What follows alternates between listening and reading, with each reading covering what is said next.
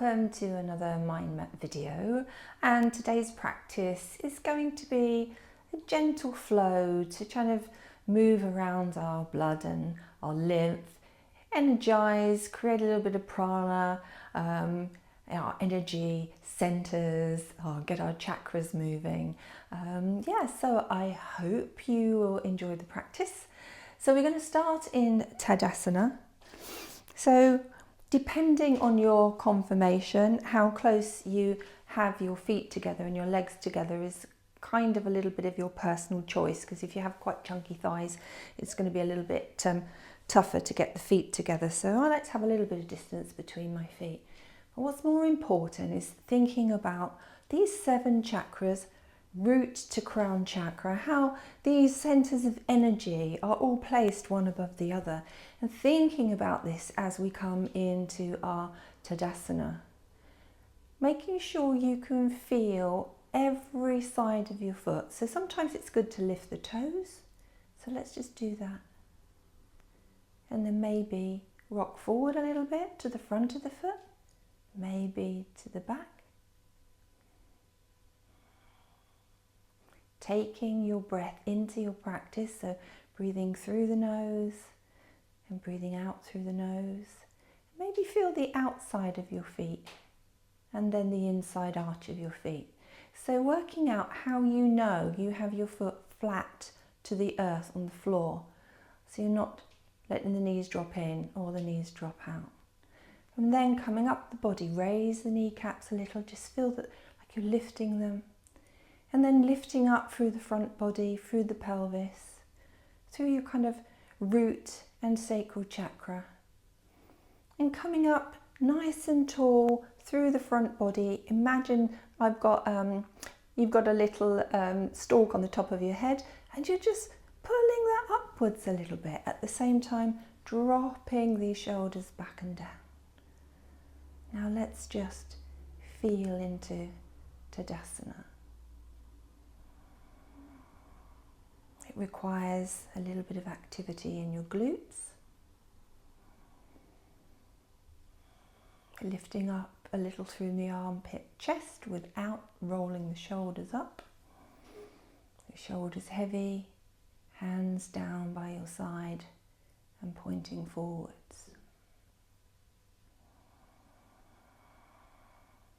And from our mountain pose, we're now going to lift our arms up towards the sky into Anjali Mudra above our head, into volcano pose. Pressing the fingertips together here, extra stretch up through the armpit chest. Just imagine lifting up again through your root and sacral chakra, kneecaps lifted. And whilst here, just a very gentle bend to the left and then to the right. So a nice big inhale. And as you exhale, flex to the left. Feel that stretch in your side body. Inhale to come up. Extra stretch up again. Exhale and flexing to your right. And it's not really how far you can bend, it's the quality of that stretch. Gently allowing the hands to come down to your heart space and then back down into your mountain pose, Tadasana.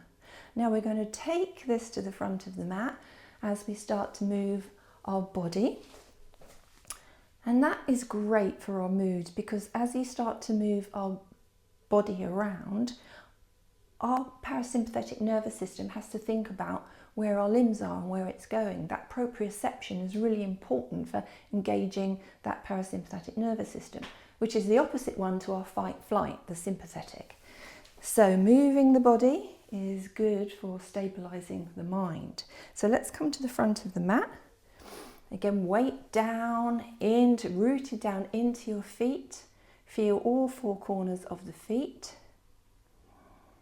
And when we're ready, we're going to come root to rise, Anjali Mudra into volcano, and eventually fold forward into Uttanasana. So root to rise, big inhale, bend the knees generously as you come up. Anjali Mudra above the head. Exhale, fold from the hips as you take your hands and arms down to the mat.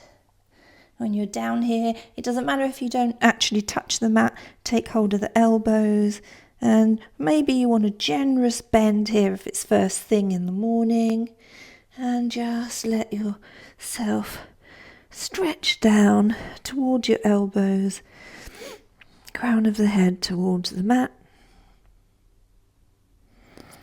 dropping the hands down to the feet, and slowly trace with your fingers as you come up vertebrae by vertebrae.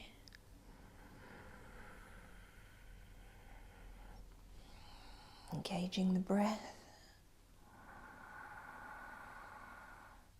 until you're upright again in your mountain pose. Okay, root to rise, bend the knees generously, inhale, come up, palms above your head, folding forward. This time place your hands either side of your feet and step back into your first downward dog of the day. So remember, if it's difficult on your fingers, you can go onto your fists or you can use blocks, but this is the first downward dog, so move your body. Feel that stretch through your knees, bend your knees, straighten your knees, maybe look under your arms. All this is moving the blood and lymph around your body, and it's also helping to stimulate that vagus nerve that runs from your gut to your brain. So important for our well-being. Okay, find a stillness here. Now kind of come into your breath. Gaze is between your back legs, pushing out of those finger pads, hips uppermost. When you're ready, lifting the right leg up to three-legged dog with an inhale, and coming forward and stepping that foot between your hands. Now before you go anywhere here, stabilize yourself. Lower your left knee, untuck those toes so you're on the front of your foot, and just here for a moment, just pick the shoulders up, roll the shoulders back and down, and then take the fingers again to the mat, imagining that open chest. Knee is above your ankle, lovely stretch here in the top of the left thigh. And when we're ready here, we're going to come up, arms stretched to the sky with a big inhale. Open fingers into cactus arms. Open the chest, look up, open that throat chakra just a little. As we gently come forward, frame our foot with our hands and come into our half split. So you're bringing your bottom back towards your back leg, and you're bringing your front toes towards your forehead. And let's just very gently come forward and backwards here, so you can feel what's happening through your body. This is also called Hanuman asana. Hanuman was a devotee of Lord Raman, so a little bit of extra info there for you. And feeling this here, really feel in yoga rather than thinking about what shape do I need. And then coming back towards your heels with your bottom, and now maybe just gazing down at the mat, fingers either side of the foot here, stretching in your arms. Feel that stretch through that hamstring in your right leg. And coming back forward onto the front foot. Oh, that noise was my knee. Now we're going to take the back foot towards the long edge of our mat and do a half circle where we will float our arms from the front of the mat to the back. So when you're ready, turning that foot to the back, just imagine gracefully floating. That hand comes down behind you to push you up, and you stretch up and you're looking at your right hand here, straight in the front leg. And when you're ready, floating gracefully back to the front of the mat. And here we're going to lift this back knee and we're going to have a revolved low lunge.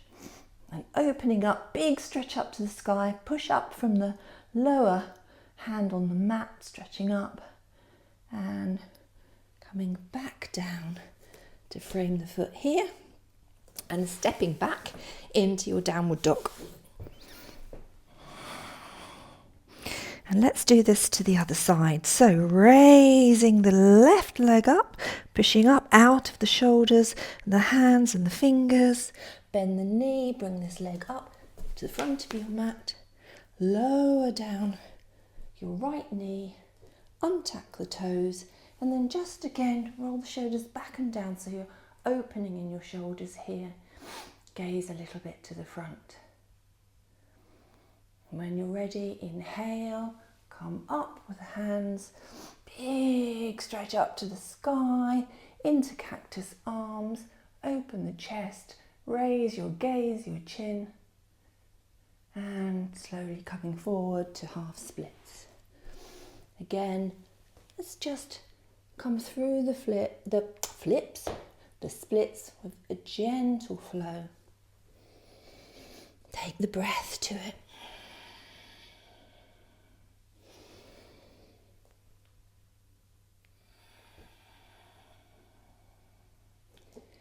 Go too fast here. Try and see if you can get into those little nooks and crannies. How does it feel? Does it feel different to the other side? It quite likely will. As your low lunge may feel different. Your Anjani asanas.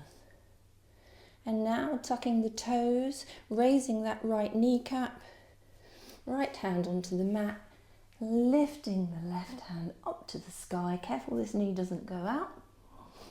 Big stretch, pushing into that back heel and slowly coming back to the mat. And this time we're going to step back and take a little rest in child's pose. Now I like to take my glutes to my heels and then stretch out, because otherwise I'm inclined sometimes to be like this. And stretching those forearms out in front, and if you feel that it's available, you may drop your forehead to the mat. Now what's your breath doing? As this raises your pulse a little, is the blood flowing around your body with a little bit more energy? Is there more prana? Have you activated the energy?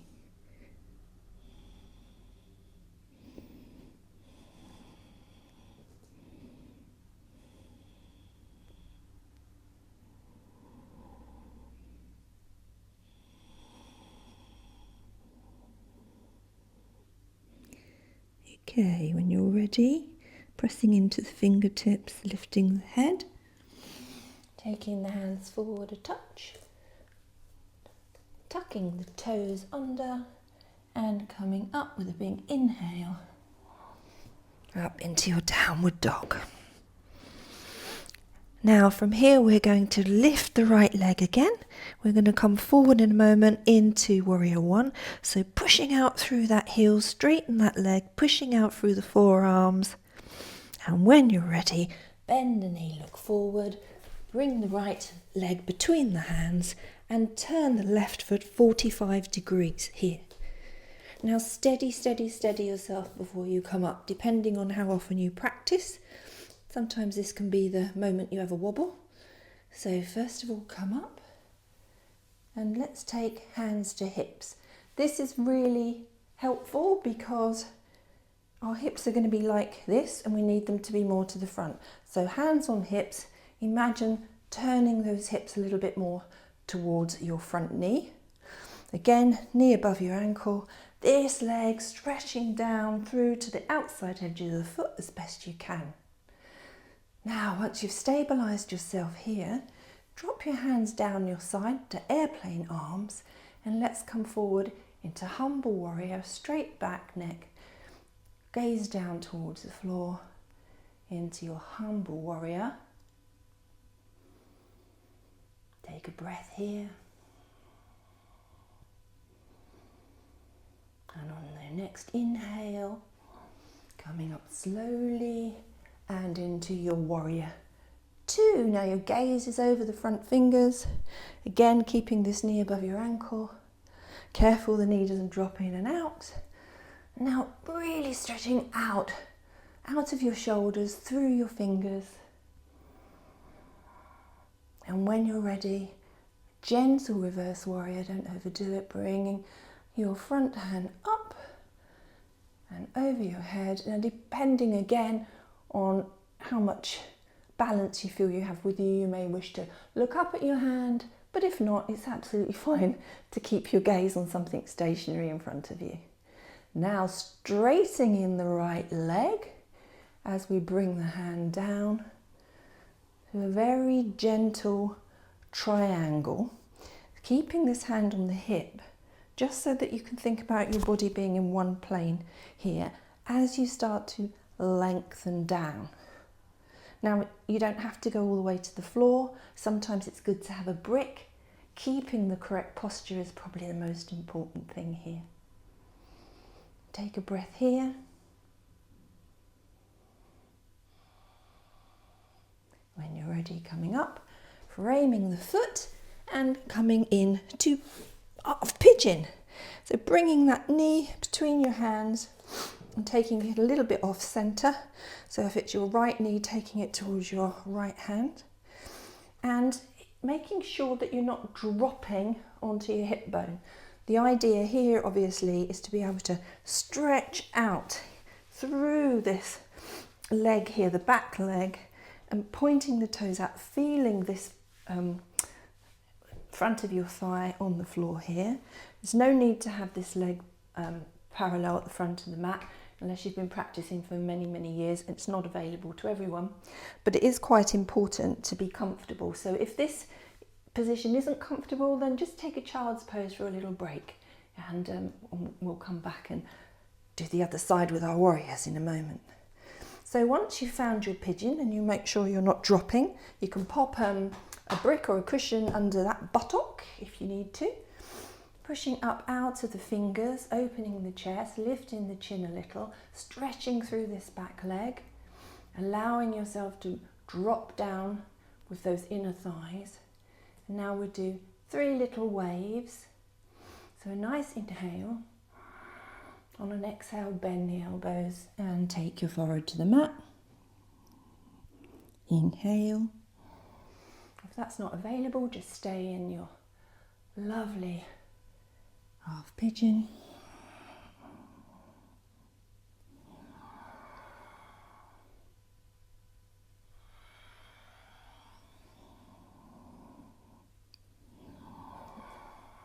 An opportunity here, if you have ongoing practice, you might come down onto your left forearm and then lift this back leg and take hold of it with the opposite hand and open just a little bit to the side in prep for your one-legged king pigeon. And release.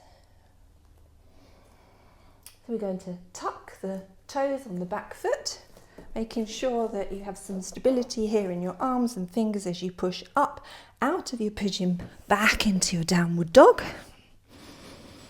Stabilize your downward dog here. Remember the hips uppermost, gaze between your back legs, shoulders broad and wide, which is quite a feat for me because I'm about as round shouldered as they come. And lifting the left leg on an inhale, 3-legged dog, pushing out through that heel and bend the knee, come forward, place it between your hands. Turn the back leg to 45 degrees with the foot. Again, stabilize here before you come up. So you're pushing down into the front foot, pushing down into the outside edge of the back foot, and gently coming up in your own time. With me, I need to adjust my microphone. And again, hands to hips, thinking about bringing these hips a little bit to the front. If you've got 2 headlights looking this way, and if you turn that way, your headlights are not going to be facing the front. So headlights to the front of the mat, knee above your ankle as best you can, pushing down through the outside of that back leg into the outside edge of your foot, and taking the arms here to airplane arms and through to humble warrior. Remember, you exhale as you fold forward. I mean, if you have it in your practice, you could come up here into warrior 3, but we're going to come up today into warrior 2, stretching out from those shoulders through the arms, through the fingertips. Feel that heat in the body. You're creating a little bit of heat here, pushing into that front foot. Feel the ball of that foot.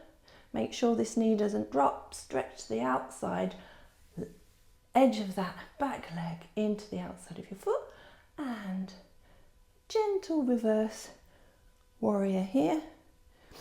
Again, looking up to the hand if it's available to you, and straightening the front leg as you come forward into your homage of a triangle, depending on your practice. Or you may want to come to the mat and open up through that chest, stretching up, then looking up towards the hand that is pointing towards the ceiling, if that's available and comfortable. Coming back to the front of your mat, framing your foot, and let's take pigeon on the other side. Stretching out with this back leg. It's quite important to stretch that one out because it's not very easy, pigeon, if you're not very flexible. And believe me, I am not very flexible, but it doesn't stop me practicing and helping others to practice yoga. Because I'm here because of the mental and emotional benefit from doing yoga, not purely just from the physical attainment or the practice of yoga. And I think it should be available to everybody. So you don't have to be brilliant, you just have to get involved. So don't drop onto this hip bone and seat bone here. Make sure you keep that so that you're nicely above that. And then once you're ready and you feel that you're comfortable, let's do 3 little waves in pigeon. Bending the elbow as we exhale. Forward to mat and inhale. Pushing up out of those hands, opening the chest, exhale.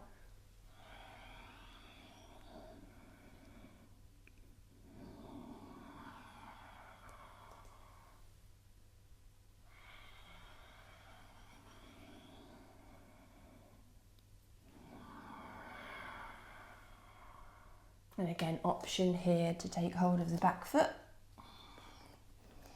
but absolutely fine not to go here. If you do, you're going to feel the stretch through the front of that thigh. Opening the chest and just trying to take your breath into this, because it's a bit of a bugger when you're not doing it very often. You can really feel it. But again, don't do anything that causes any pain. Try it another day might be different. Okay, now we're going to come out of pigeon and we're going to bring our feet to the front of the mat. You might be relieved to know, and we've got a couple of options here. So it could be quite nice to just come to your mat flat and then bring your legs upright to the sky, a little bit of integrity in the toes, and your arms out to the side. This is a lovely restorative because the blood's now flowing the other way. You can feel your back on the mat. You can let yourself ground back into the earth. Lovely, lovely, stable, restorative position. And I often do this and put my legs up the wall when I want to, kind of just ground and chill. But if you want something a little bit more and you have it in your practice, then maybe come into a shoulder stand. So coming up, and you are going to help balance yourself by putting your hands under these top of your pelvis here. So that bone at the very top of your pelvis, you can get your thumbs around to the inside, to the front of your body, and support yourself with your fingers at the back. Now, any issues in your neck and it hurts, come straight out of this pose. But otherwise, just feel what it's like to have those legs in the air. coming onto your shoulders, a little flexion in your chin towards your chest so that it doesn't hurt your neck.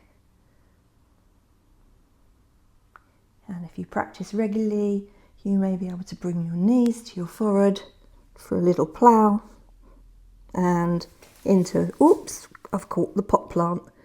I might not be able to get past the plant, or to a full plough here.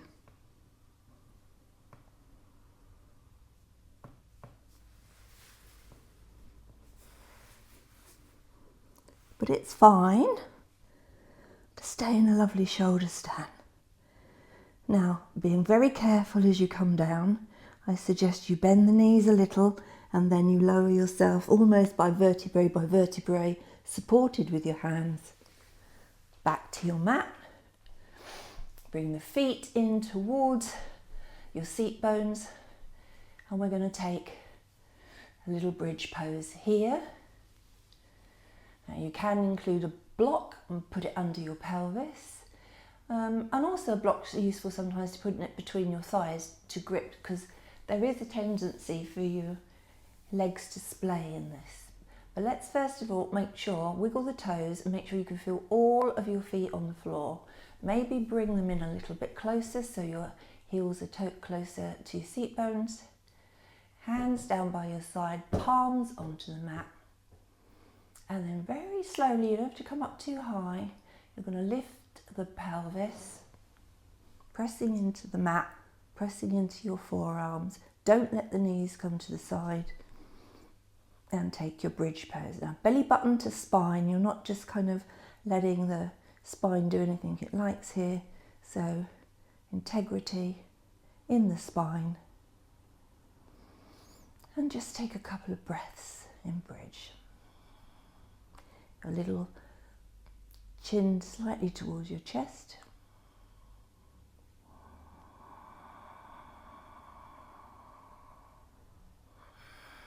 Maybe you can lift the pelvis a little more, the hips a little more, but you don't have to. And slowly, vertebrae by vertebrae, lower to the ground. Take your hands to your knees. Just bring your forehead to your knees so that you're going to do the opposite with your spine to the bridge. And come into happy baby to end our practice today. Now, if you can't get hold of your feet, get hold of your thighs or get hold of your leggings. It does not matter. Do whatever feels comfortable for you, but you have the back of your head on the mat. You have the whole of your back and spine that you can feel is supporting and holding you. Letting the top of your thighs be heavy. If you have a regular practice, you may be putting a little bit of pressure through your feet so that your legs become closer to your mat. But it's certainly not necessary to do that for a valuable and wonderful practice. And let's take 5 breaths to finish our practice in happy baby.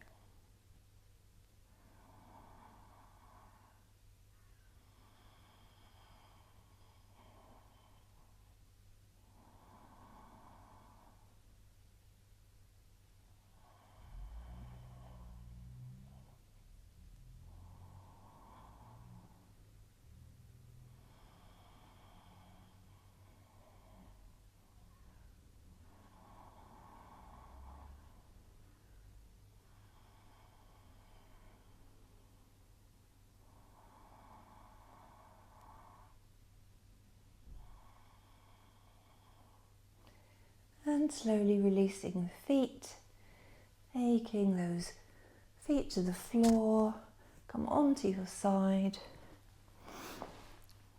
and slowly pressing up and coming back to seated.